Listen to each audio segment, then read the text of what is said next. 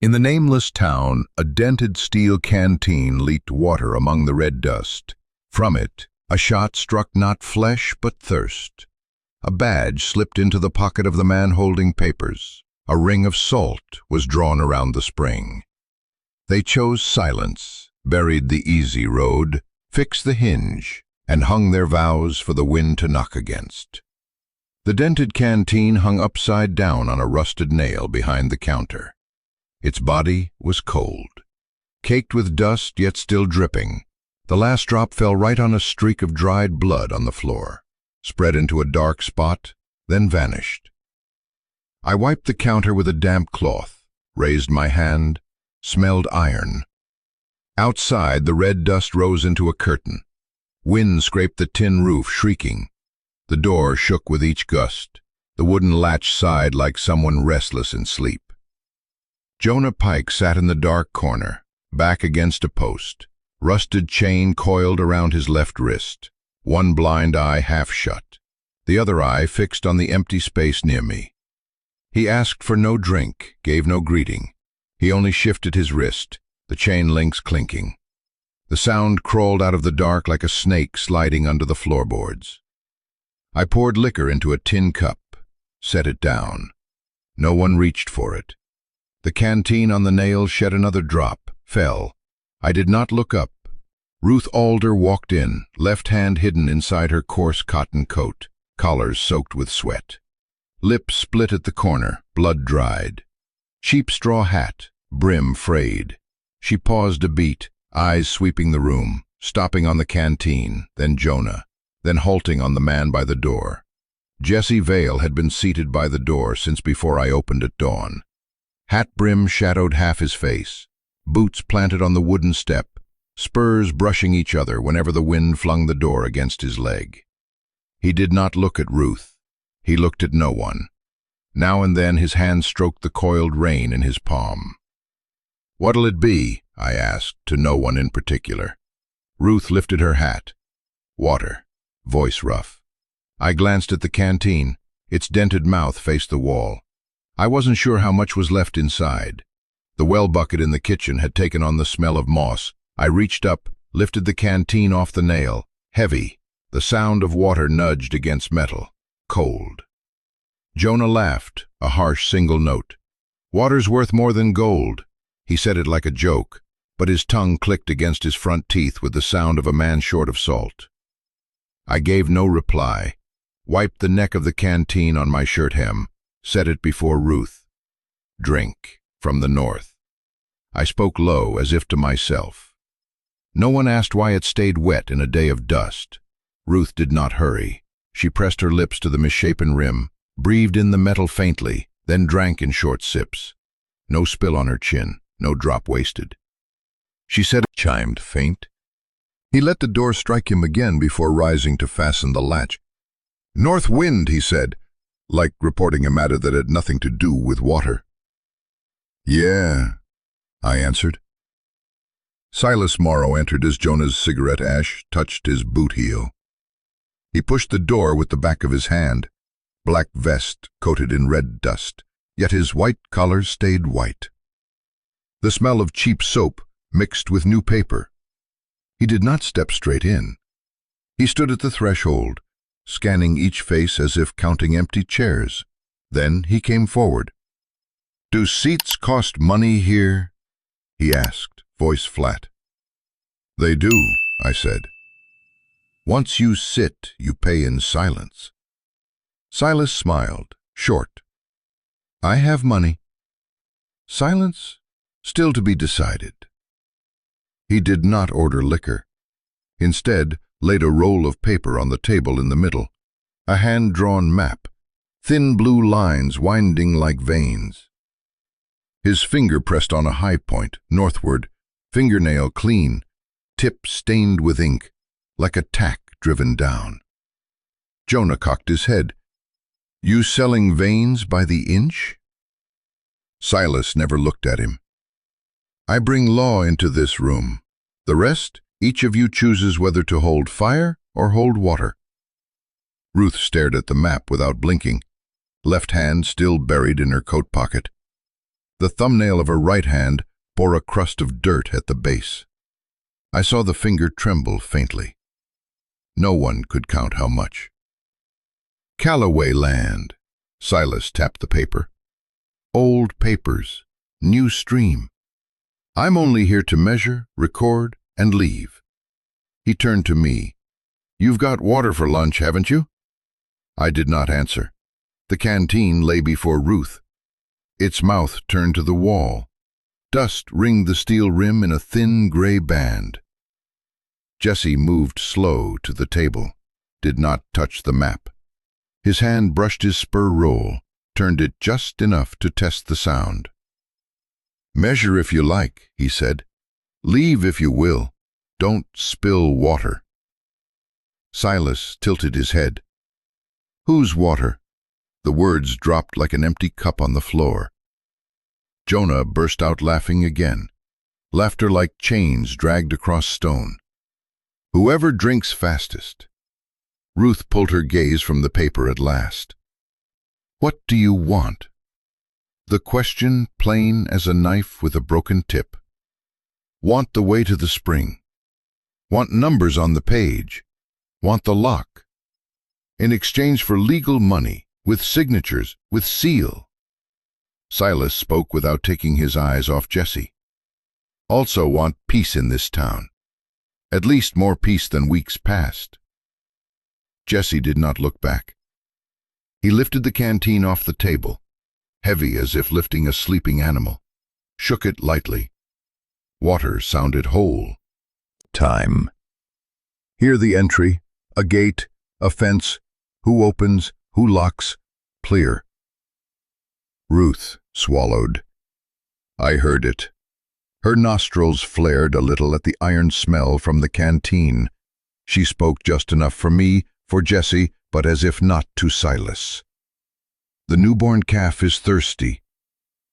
Calf can learn to bear thirst, Silas said, his tone unchanged. So can people. You got children? Jonah asked, his voice suddenly soft. His hand still wrapped in chain. Silas gave no reply. He set his palm flat on the map, as if ironing the creases. His eyes circled the room, stopped on me. This saloon have a name? No, I said, fitting for a place with no name. He smiled faintly. But water's here. Ruth handed the canteen to me. Pour it out in the basin, she said. Divide it. First come, first take. I gripped the canteen neck, the worn dent rough in my palm. I looked at Jesse. He did not nod, did not shake his head. He only fixed his eyes on the table edge, where a crack in the wood ran like an old sore. Leave it, Jesse said. No one's turn yet. Silas folded the map, not hurried, folded one edge, smoothed, folded the other, smoothed. His face held no expression. I'll come back with someone in authority. He stood, tugged his coat hem flat. But before I leave, one proposal. Say it, Jonah said, tilting his head like a coyote hearing a trap spring. 1 barrel of water each week, in exchange for the open way to the north bank. I carry the barrel, I count, I lock. Silas's eyes weighed down on Ruth like a lodestone on a scale. No blood lost. Ruth wiped her lip with the back of her hand. The old crack bled again. She did not blink. Blood's already spilled, she said, just hasn't reached your feet. The wind slammed the door again. Jesse turned to set the latch once more. Spurs touched, chimed sharper. He came back, spoke very low. Let him try to measure with his boots. The ground speaks itself. Whether Silas heard or not, unclear. He lifted the map, slipped it into his inner pocket. Before turning, he reached for the canteen, did not take it. only touched a finger to the dent, pressed lightly as if testing the metal's endurance. The canteen groaned faint, like an old man shifting in his sleep. He dropped his hand. "I'll be back," Silas said. "Soon." He left. Door shut. Red dust streamed through the crack like sand through a narrow floor. This afternoon. "What to haul?" Jonah asked, mouth crooked. "Dirt," Ruth answered. One word. No more. Jonah went quiet, only rolled his wrist so the chain rattled like knotting in iron. I wiped the counter again, the cloth wet with a north water smell, thin moss, faint iron. The canteen stood there, mouth to the wall, like a mouth shut tight. I saw my bent reflection in the dent, looked long enough it looked back. "You keep it," Jessie said, eyes still outward. "Tonight." "I know," I answered. Ruth rose, put on her hat, laid a dirt-stained silver dollar on the counter. "For the water," she said. "I don't sell water." I pushed the coin back. "Only keep it." She looked at me. "No thanks." A small nod, turned, left. Steps steady, unhurried. The door opened, dust rushed in, cloaked her frame, then closed behind. Jonah rose later, unwound the chain from the post, coiled it, hid it in his sleeve. Passing the table, he paused half a beat. "That dent," he said, chin pointing to the canteen. "Not from a fall, from someone biting down." "I know," I said. Not sure I did. He laughed, toothless, went out. His spurs stayed silent, only the chain spoke. Left were Jessie and me, and the cold iron smell hanging in the saloon. The wind shifted from north to west. The door gave a deeper tone now. Jessie came to the counter, drew a small knife from his trouser pocket, blunt tip. With the back of it, he tapped the canteen mouth 3 times. Light, even. The sound carried the ring of thin metal. I watched him. He did not look at me. "Still full," he said. "Enough for tonight at least." "Yeah. Tomorrow, not sure." He slid the knife toward me. "Keep it." I took it. Heavier than it looked, many grind marks, many touches to stone. Jessie touched his finger to the dried blood on the floor, where the drop of water had fallen earlier. Rubbed with the tip of his finger. The brown mark blurred. He wiped his finger on his trousers. "Whose blood?" he asked. "I don't ask," I said. He nodded, as if that counted as a right answer. Raised his hand to his hat brim, pulled it low, turned, stood listening to the wind a long while, then opened the door, stepped out. Spurs rang once at the threshold. The door shut, leaving a hum in the wood. I stayed with the canteen, hung it back on the rusted nail, mouth to the wall. The dented body caught a dim glint of noon. A new bead seeped from the dent, rolled slow like someone thinking. It. Thin sound like a mosquito. But stubborn. I let it sound. No one told it to hush. Best not. In this place, the smallest noise was often the one worth remembering. And what was worth remembering was seldom a man. That night, the wind whistled through the plank gaps like a broken flute. I carried the oil lamp, flame shivering small, and handed it to Jessie on the porch. He took it with 2 fingers, not touching my hand. Eyes elsewhere, only easing off the step. At the far edge of the yard, the stable stood, dark as a mouth packed with mud. "Watch the rotten step," I said. Jessie nodded, spurs chimed soft. He walked ahead, his shadow stretched long. Ruth sat by the sill, her hand resting on smoke-stained wood, her middle finger stiff, the skin cracked like droughted soil. Jonah trailed last, chain wrapped on his wrist, each step a dry rattle. The stable breathed the warmth of hay and animal heat. Jessie hung the lamp on a hook, yellow flame opening its eye, the wallboards mottled with years of horseheads rubbing. He poured water into a tin basin, set it over a small coal bed in the corner, let the fire lick the bottom a while before damping it low.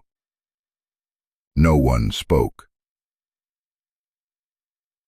Horse breath fogged white clouds at the door gap. Ruth did not step inside. She stood on the wooden threshold, firelight across her face, showing a faint purple streak under the cheekbone. I caught the iron smell from her hand, old as a blade that once licked blood. Jonah leaned shoulder to a post, blind eye turned inward, the good one straying on a single cobweb strand under the beam. Jessie tested the water with 2 knuckles. "Lukewarm," he said low. "Give me your hand." Ruth did not argue. She held out her right, the skin around the knuckle dark, split like bark. Jessie dipped cloth in the basin, wrung it, laid it on her knuckle slow. No press, no drag, only let the water seep. The rust smell loosened with the warmth, thin as the day's last smoke. Ruth closed her eyes a moment, then opened, no sound. Jonah let out a short, blunt laugh, swallowed it with a gulp from the cloudy liquor bottle hidden in his boot. "Water heals plenty," he said, mocking, "except greed." Jessie did not look at him. He swapped for another coarse rag, wiped around the cut on the knuckle. "What bit you?" he asked, not curious. "Stall door," Ruth said, "lock stuck." Jessie nodded. "Don't kick it next time." He plucked a small thorn from her skin edge, dropped it in the basin. It set slow. Looked into the basin water, as if into a black well mouth. Jonah tapped his boot toe on the post, a soft thud. "They'll come tonight," he said, like reporting weather. "Word is new papers, ink still wet." "Whose papers?" I asked. "They write their own names fine," Jonah smirked. "Other names, they leave a stroke short, so they can write again." Ruth kept quiet. She pulled her sleeve down over her wrist, then looked to the yard. Her frame thin as reed in the wind, yet unmoving. I saw her shadow touch the edge of lamplight, not cross. The stall door creaked short. Whit Harlan stepped in without asking. Long coat dusted fine, hat pulled low. The metal star on his chest glared pale, like a false eye. His right hand held a leather tube. His left stayed in his pocket, did not come out. "Anyone here named Jessie Vale?" Whit asked, as if he didn't know. Jessie banked the coals, left the water lukewarm. "Yes," he said, did not shift. Whit drew the tube, pulled a sheet, paper corners bent from a hurried fold, black ink still glossy. He held it out level, lamplight sliding across the seal at the bottom. I smelled pine resin from the stamp, sharp. "Writ," Whit said. "Survey obstructed. Authority requires cooperation. Sign." Ruth turned her face aside. Eyes stopping on a horseshoe hung high. Jonah wound a loop of chain around his wrist, then let it fall, tightening on his skin with a creak. I saw the corner of his mouth curve thin, like a cut. Jessie wiped his hands dry on his trousers. He did not read aloud. His eyes went over the words once. His brow did not move. He held out a hand for a pen. Whit drew a quill from his pocket, offered it between two fingers. Jesse took it without touching his hand. The stroke went straight, like reins pulled tight. When done, he touched the tip to the paper edge to shed ink, returned it. No heavy breath. Jonah cocked his head, listened to pen scrape paper, as if to a blade testing stone. 1, he counted. 2, 3. Full strokes. I have another copy, Whit said, voice utterly plain. He pulled a second sheet. For the landowner. The landowner's here, Ruth said. The words snapped out like wet wood spitting sparks. Whit looked at her for the first time. His eyes slid across the dark bruise at her cheekbone. Paused. Corner of paper shadowed inside his sleeve. Map, perhaps. The cheap soap smell clung to him, false clean, masking the stable musk. Whit slid the second sheet into his breast pocket, not forcing it. Tomorrow we measure. Open the north gate. Bring rod. Bring men. Bring guns too? Jonah asked, lazy. Whit did not answer. He drew a small cloth pouch from his coat, tossed it into Jesse's hand. The pouch rattled, not heavy. Old rounds to be surrendered, Whit said. Newtown ordinance. Self-written? Jesse asked. Read from above, Whit said. We only do our part. Jesse tied the pouch of rounds to his belt without checking. He lifted the basin off the coals, set it on the dirt floor. Warmth spread, misting the rim faint. He spoke low. What's your part? Whit looked at the lamp. His shadow shook on the wall like a fence post in wind. Keeping quiet. How? Ruth asked. By keeping water from making noise, Whit said. Jonah gave a single laugh, dry as bone. Water makes noise when stopped. Jesse bent, dipped a fresh cloth, wrung it tight. He handed it to Ruth. Wrap again. She nodded, did so, no cry. Her eyes fixed on the basin. A bead of sweat fell from her chin into the water, gone without sound. Like a test shot. Whit tucked the quill into his pocket, touched the metal star on his chest once, as if to check it was still there. I thought he would turn away. He didn't. He stood. Thumb and forefinger pinched the star's edge, pushed. The clasp slipped loose, coat back quivered. Whit pulled the badge free, held it in his hand a moment. No blink. Then he stepped twice toward where Silas stood, dropped the star into Silas's vest pocket like a coin in a box. No word. Jonah lifted his head. His blind eye caught light as if from some far river. Blood falls, he whispered, not a question.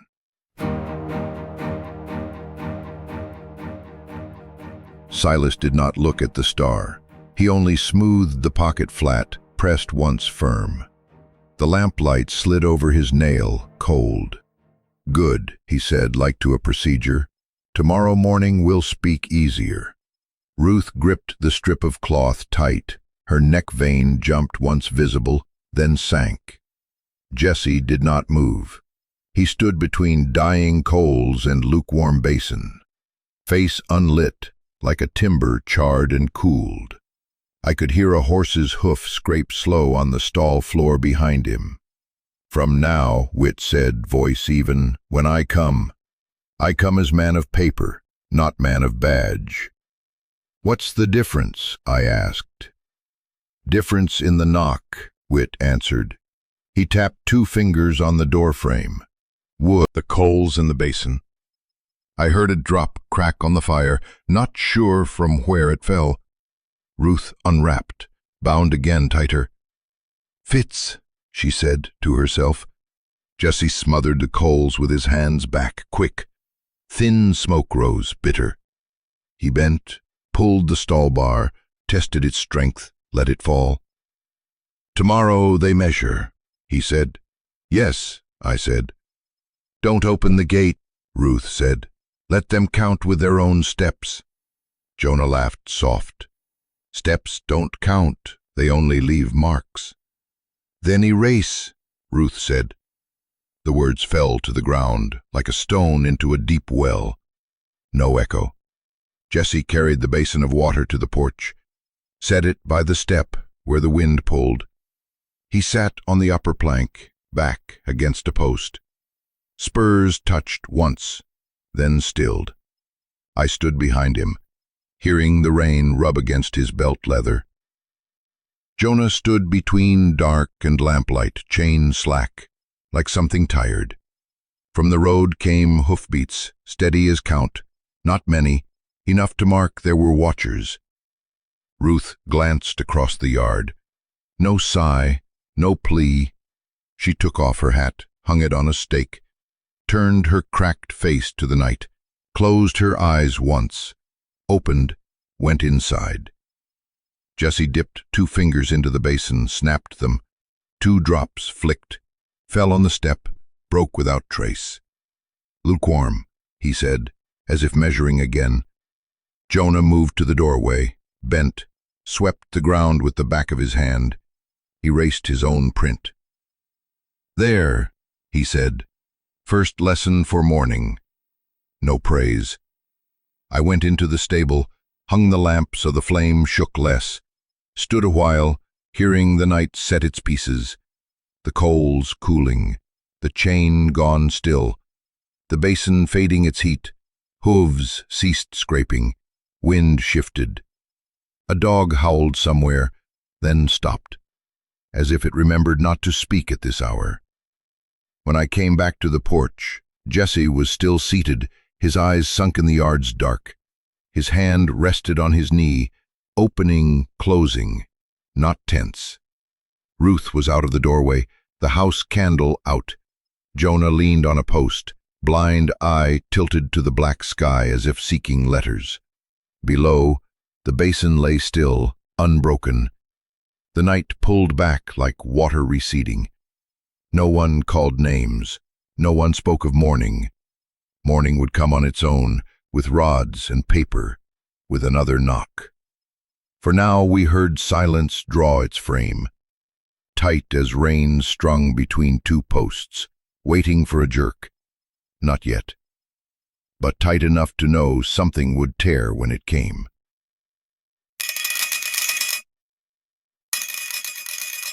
Morning rose like silver scraped on the sky's edge. The old fence ran along the field by a dried patch dark gray. No one asked why. Ruth Alder stood 3 paces off, lip cracked, smeared with grease not healed, her hand wrapped in coarse cloth, bound tight. She did not stand behind anyone, her eyes fixed on the fence, not on a man. Silas Morrow appeared from the road, black vest flat, collar white as fresh paper. He brought 2 men. One bore a worn wooden rod marked black, the other carried survey stakes painted white. Whit Harlan followed half a step behind Silas, chest bare of star, pocket closed. He did not touch his buttons, like a man forgetting habit. Jonah Pike loomed at the edge of the field, rusted chain wound on his wrist like a sleeping snake. He swung it once. Metal flashed a brief line in the sun. Jonah cast the chain head on a fence post, looped it tight with a sound. "So the post won't wander," he said low, to dry grass. No one laughed. Silas stopped 4 paces from the fence. He did not look at Jonah, his eyes fixed on Jesse. "Open the north gate," he said flat. "We measure before the sun climbs high." He twitched his wrist. The man with the rod lifted it from his shoulder. Jesse did not move. "The gate stays where it is," he said. "No one holds the key." Whit breathed a thin breath. He looked at his boot tip. Dust circled the sole in a fine band. "No key needed," Whit said low. "Only someone to open."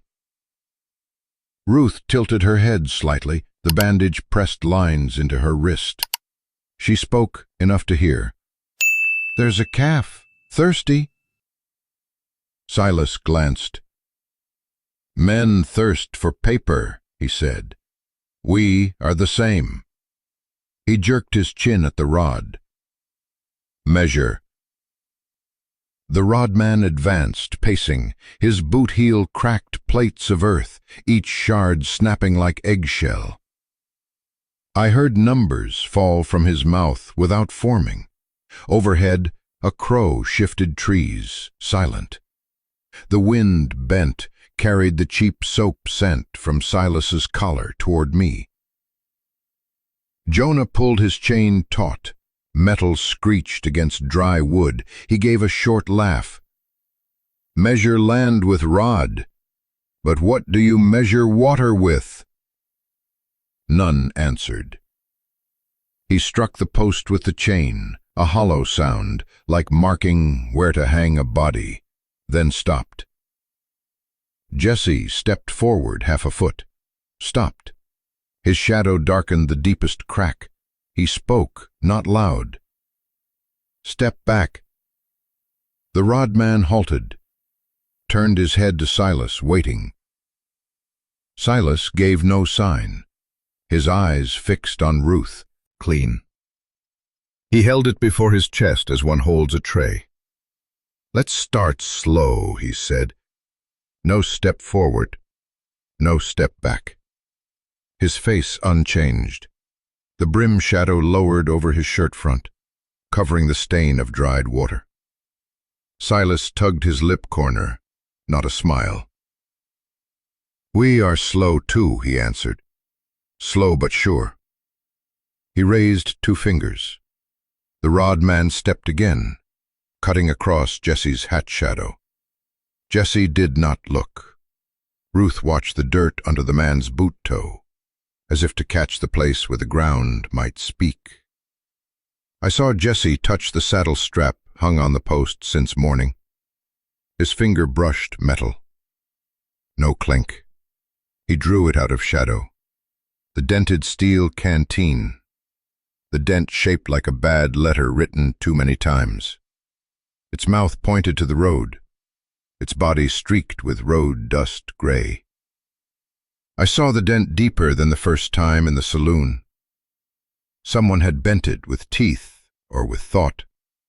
Jesse set the canteen on the fence post top. Not centered. Slightly off, so it must find its own balance. The hook scraped dry wood, made a sound like a coin striking stone. Wind passed the iron mouth, gave a faint tone. A thin scent of cold water spread. I smelled it, though far. Whit looked at the canteen. His pupils tightened, like a man facing a letter too familiar.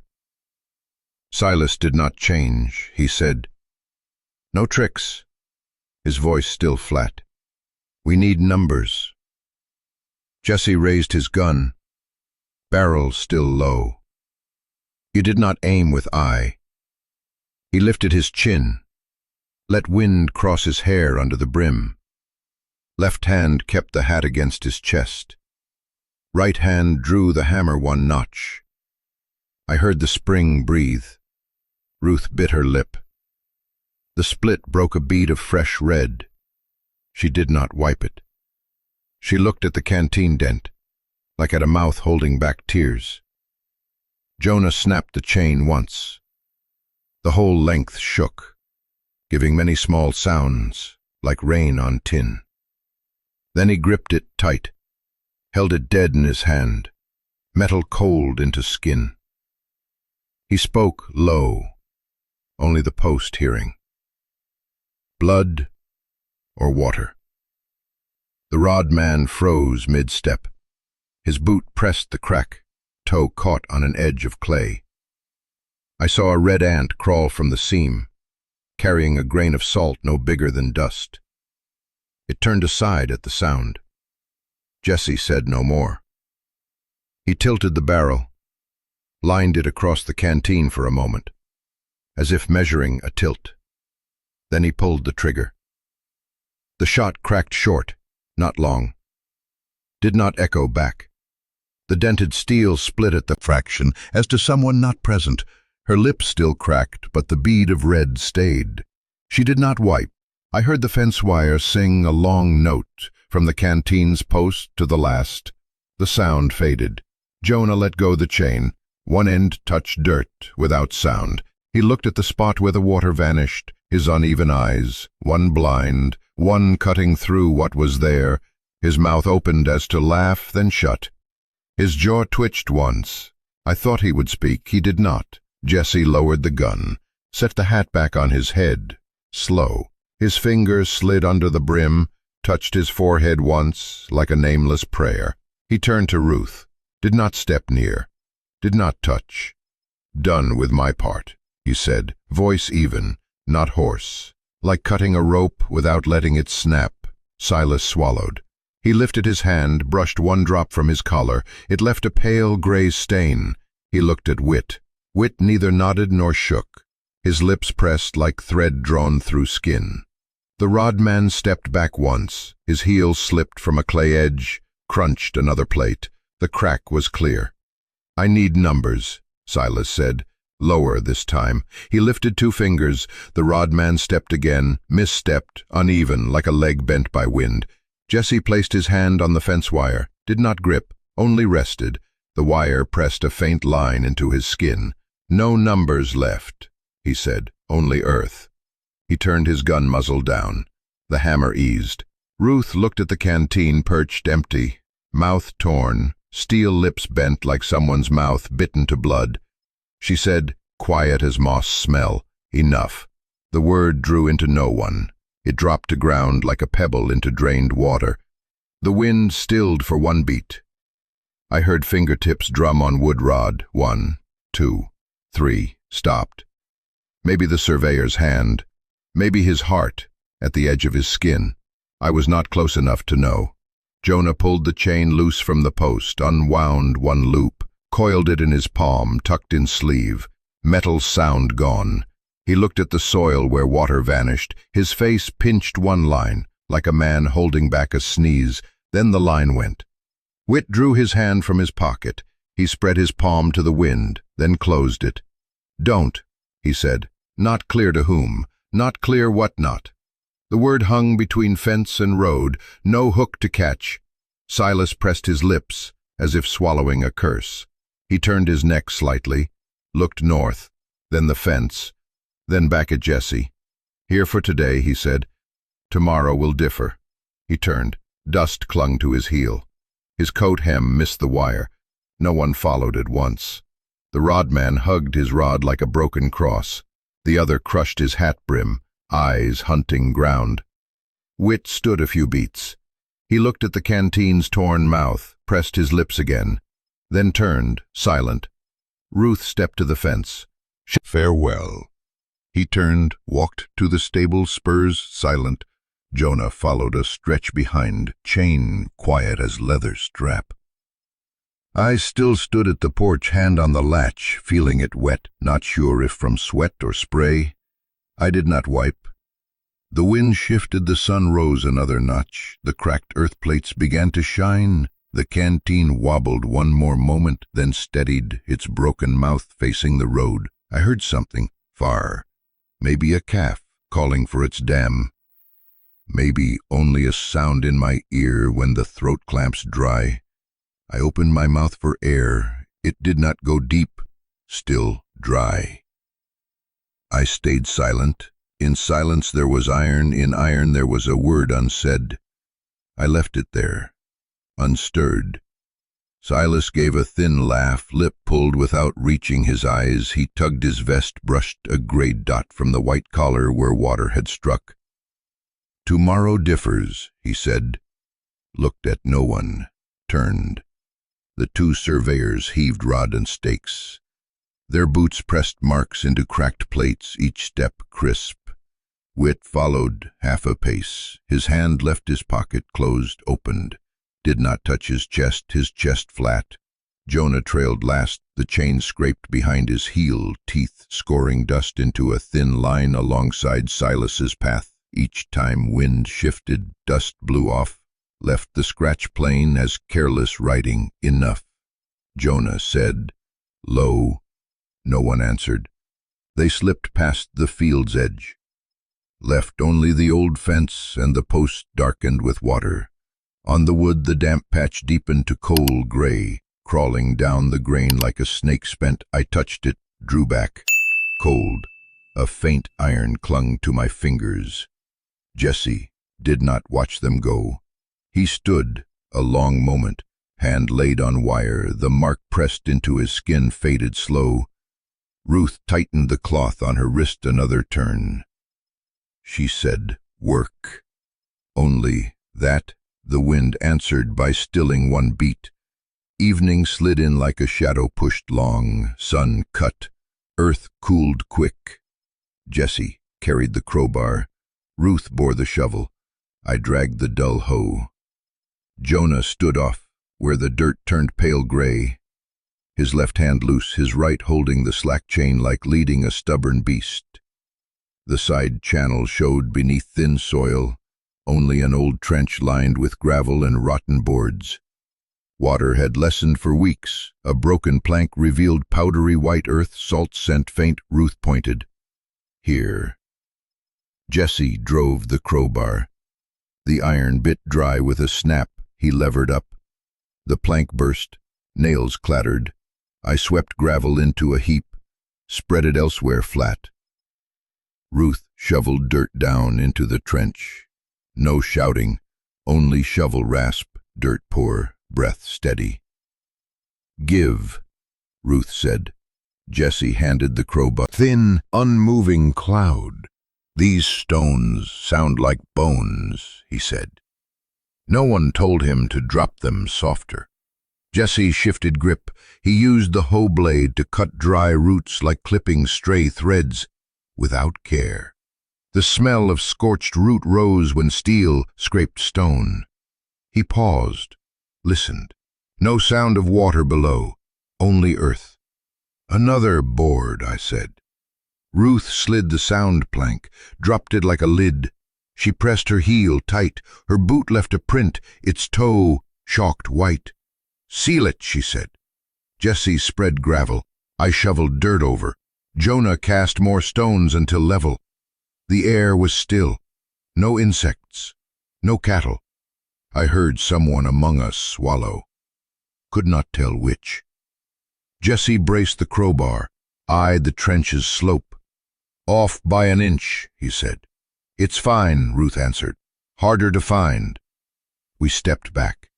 The trench vanished under fresh earth. The surface bulged like a shallow grave. Ruth stamped it. Jonah dragged his heel, erased half the print. Steps left, long turn to path, he said. Erase it once.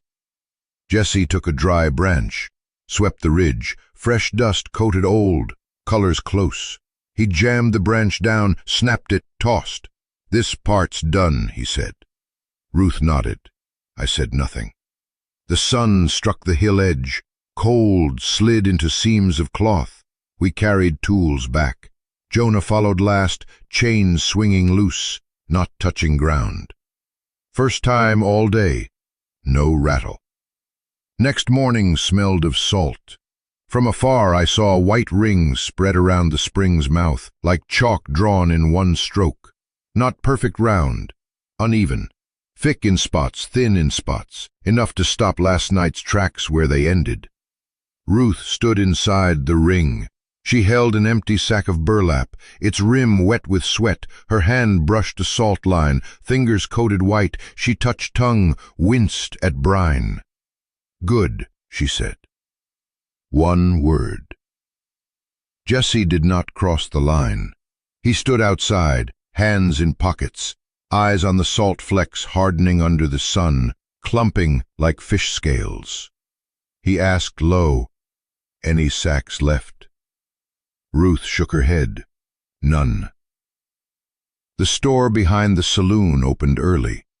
I stood at the threshold, looked to the corner where salt was usually stacked.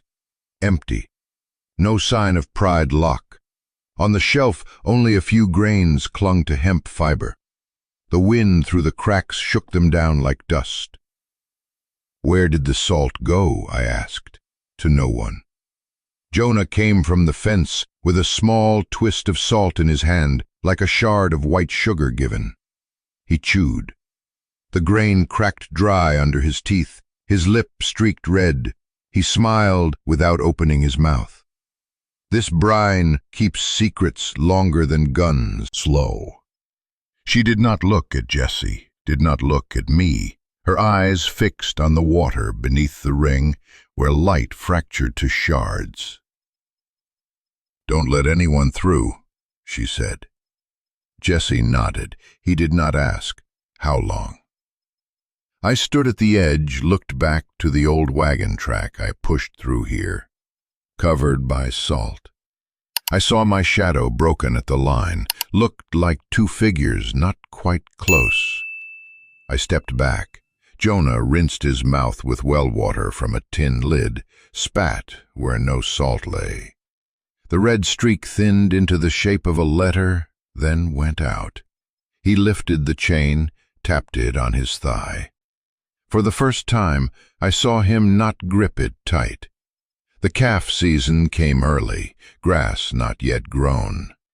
Each morning the new cry, thin as a small door opening and closing.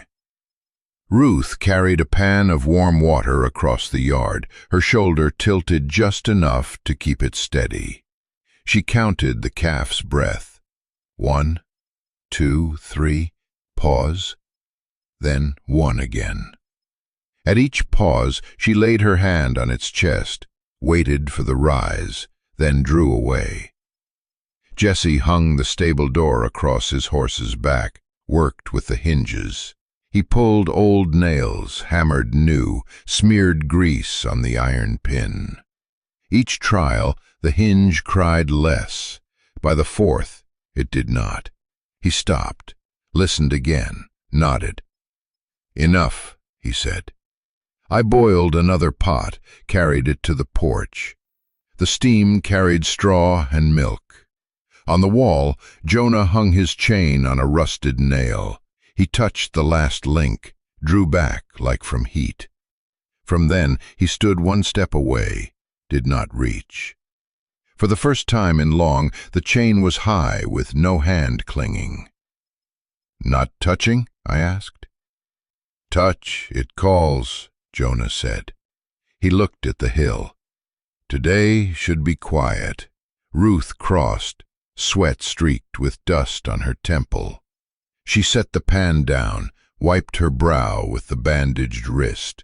The wrap darkened with water, colder than her skin. She said nothing. Her eyes, dry as an emptied cup, turned upside down. Jessie lifted the door, fixed it. The hinge took clean. He shut soft, opened soft, listening. "Good," he said. Second time that day. None praised. The calf sound eased. The flies had not yet come. The wind stayed low. Noon slid past like a man not wanting to intrude. The shadow of the chain on the wall shrank from long to short, touched itself, then stopped. Jonah sat by the porch, back on a post. He chewed a stalk of straw. No brine. By late afternoon, Whit Harlan showed at the gate. Alone. Coat neat, face neither lit. Tired lips. He slid it toward Whit. "Debt done." Whit looked at the pouch. His eyes blinked once. Like dust struck them. He touched the edge, tugged, saw hollow. He said. His breath hissed through his teeth, small as tongue across a crack. "I understand." Outside, two seasonal hands gathered tools. One wore a straw hat with holes. One slung a coat across his shoulders. They avoided the house. Through the door, I saw them lay hose on the cart, snap the binding rope. No word. They left. Sand rose at their heels, fell without sound. Ruth drew a chair, sat. Her hand lay on her knee, palm down. She looked at the blank paper, did not touch. "You have more business?" she asked. Whit shook his head. "My part's done." He pulled a chair, but did not sit. "The rest, you already did." Jonah breathed through his nose, smiled. "Salt," he said. "Paper can't keep up." His tongue touched his lip. The red mark from yesterday, gone brown. Jesse set the knife down. He looked at Whit once. "You want to stay?" he asked, without warmth. Whit turned his eyes to the yard. The fence post blackened like a burnt finger. "I don't stay where my knock isn't needed," he said. "But if ever it must knock, I'll use my hand." He spread his palm, knuckles sharp. "No need," Jesse said. "Silence is enough." Whit folded the paper in 4, then 8, put it in his pocket. His chest did not swell. He looked at the wall. The chain hung there, still. Long he did not turn away. Then he dropped his head, left the house, did not touch the door. His steps died at the porch. Inside, someone exhaled. I could not tell who. I looked at the chain. It made no sound. It was a straight black line against the yellowed wall. The rusted nail held steady. "Tomorrow," Ruth said. "South Hill," not raised voice. "Count the herd again." "Yes," Jesse answered. Jonah dragged a chair, sat flat on the ground. He loosened the wrap on his wrist. The skin beneath bore the old chain marks, brown. He did not touch them.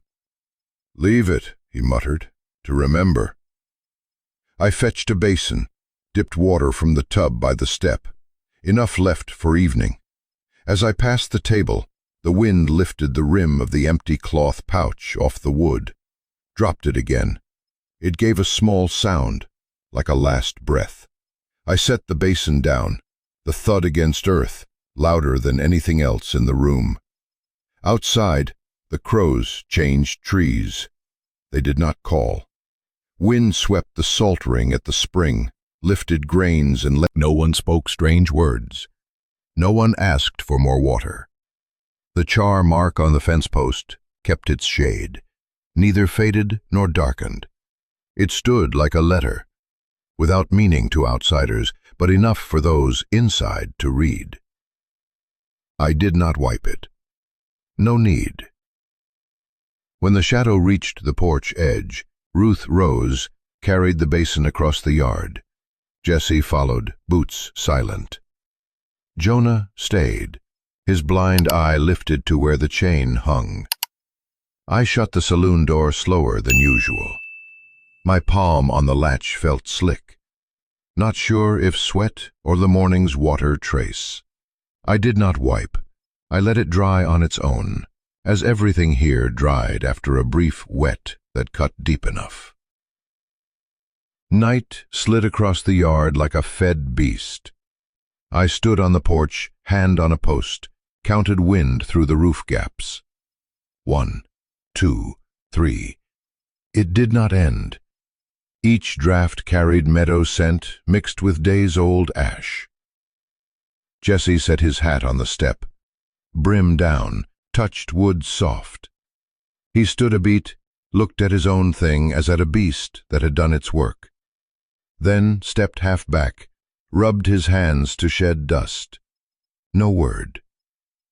Ruth placed a tin cup beside the hat, its mouth outward, dry, clean. She tested a finger inside, checked for dust. None. She drew a chair, sat at a distance equal to the length of a boot. Chin tilted slight, collar closed. Jonah sat at porch edge, back to a post, rusted chain in his palm like a dead snake. He stroked, link by link, slow, no force. Each time his nail struck rust, a brown smear printed his skin. He did not wipe. "Done," he said, quiet. Not clear if to ask or to tell. I set the kettle near the step. Steam thinned like a word never reaching mouth. No one reached. On the ground, the shadows of hat and cup overlapped, then split when wind turned. I counted the wind again. 4, 5, 6, still not ended. "Tomorrow," Ruth said, eyes on the dark road. "South Hill.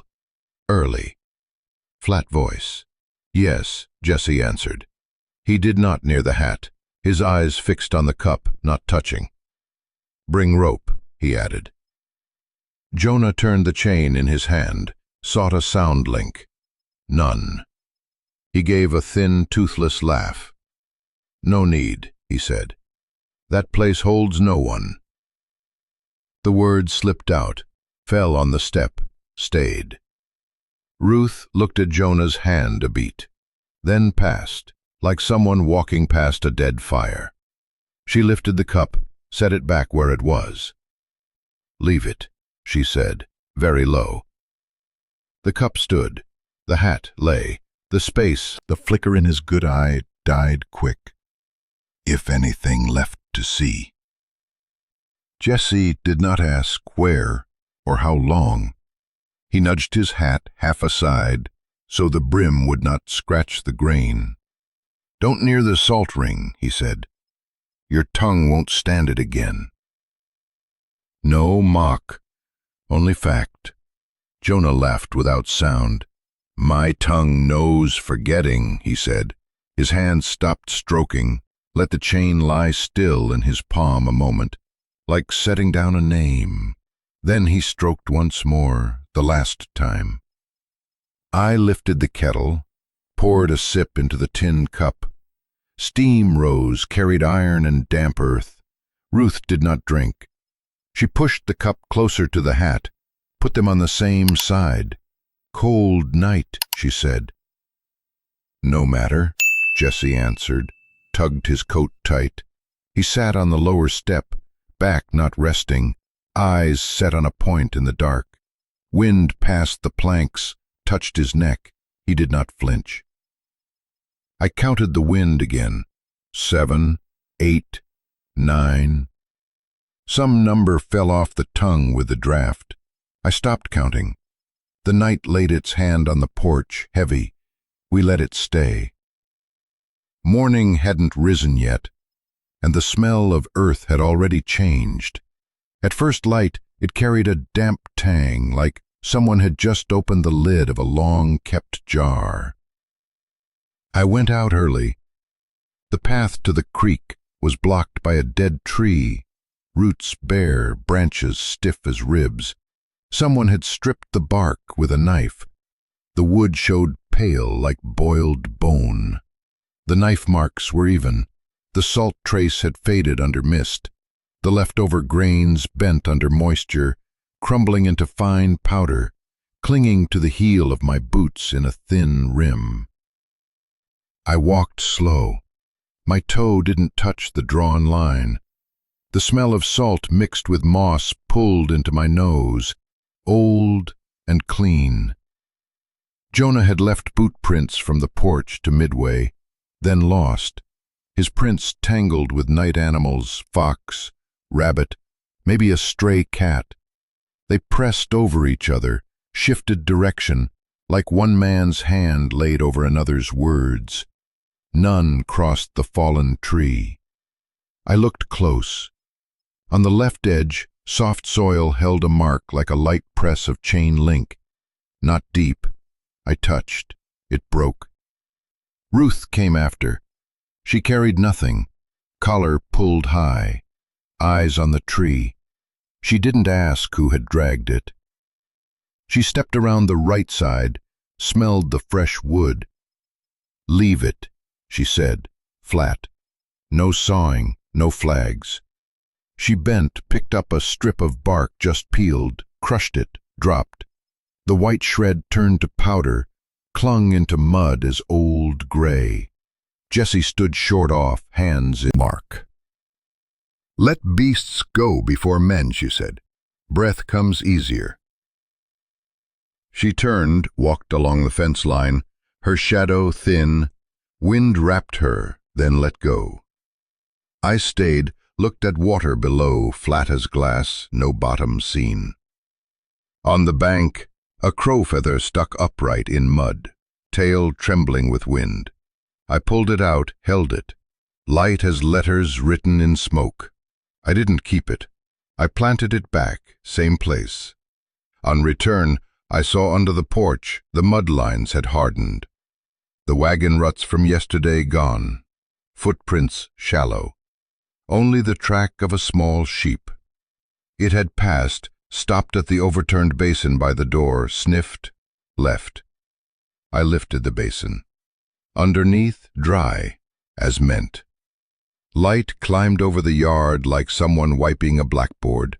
A stripe of sun cut across the step, touched the thing hanging on the post. A dented iron canteen. It had stood there, who knows since when, calm as a steel bird perched waiting on sound. The torn mouth faced the road. Morning wind passed, light, making it tap the wire in thin knocks. Again, even-spaced. I went close. The body of the canteen showed fresh scratches.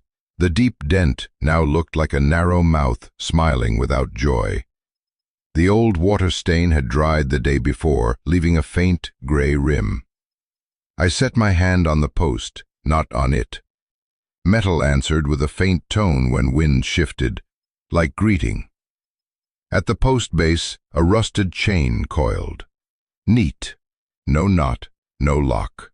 It lay angled, shaped like a snake curling to sleep. On one link clung a single sheep's white hair. I bent low, blew. The hair sprang, flew, caught on a low grass blade, trembling. The chain didn't move.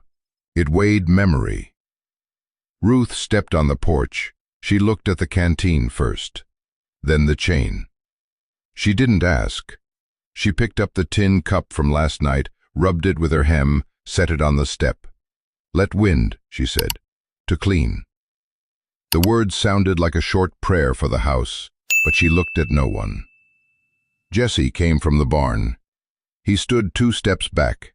His shadow covered part of the post. He raised his hand, didn't touch the canteen. "Leave it," he said, same tone as last night. "Let them know this road holds no water left to beg." Not threat, not boast, just report. I nodded, stepped back, listened to 2 things knock. Canteen mouth to wire, thin. In the house, back door pressed into frame, thick. 2 sounds offbeat. I stood between, counted. 1, 2. After a while, they found their own separate rhythm. Strange balance. He left it, Ruth said, porch, forming one low scent few could bear. I opened the window, let wind in. The shutter shook once, stopped. The canteen knock carried clearer, short, sharp, patient. No customers came. None passed by. Noon climbed. Shadow of the post shifted back and forth. I washed cups, wiped counter. Not fast, not waiting. I kept the door open all day, letting that knock enter, pass, stay. Toward evening, I spread a cloth over the small wood pile. Wind changing, rain possible. I looked at the canteen. Still hung. Wind blowing through made the torn mouth strike wire quicker. 2 sounds overlapped, then split, like 2 men teaching themselves to stand apart. Closed yet? Jessie asked behind, voice muffled like through cloth. Not yet, I said. Wait. I leaned against the frame, looked at the chain at the root. No one lifted it all day. Sun touched horizon. Red licked through the links, turning them into tired eyes. Ruth brought an empty basin, set it upside by the step. She stood a moment. Enough, she said. Yeah, I answered. I lifted the bar, held a beat to let wind push one last time. The canteen's tapping thinned, like someone lessening words when no one needs them. I pulled the door slow. When the gap narrowed to a finger, I stopped, listened. Tap of canteen on wire, silence of chain at root. Wood closing on wood. Then I shut. The bolt found its notch. Low sound. Wind stayed outside. I closed later than usual, not for anyone, just to let those two sounds, one thin, one heavy, run to their end, then die on their own. Inside, darkness fell slow, painless. I sat behind the counter, pressed my ear to cold wood. No sound passed through. But in my head, the thin knock still counted. A reminder from a thing hung right. And at the root, the heavy lay still, a promise unspoken. I let night take all. No more, no less. Here, the telling stops. What remains is wind slipping past the porch, and the dented canteen tapping wire, reminding, water too knows silence when poured away. The salt ring by the creek faded, the rusted chain at the post root, untouched.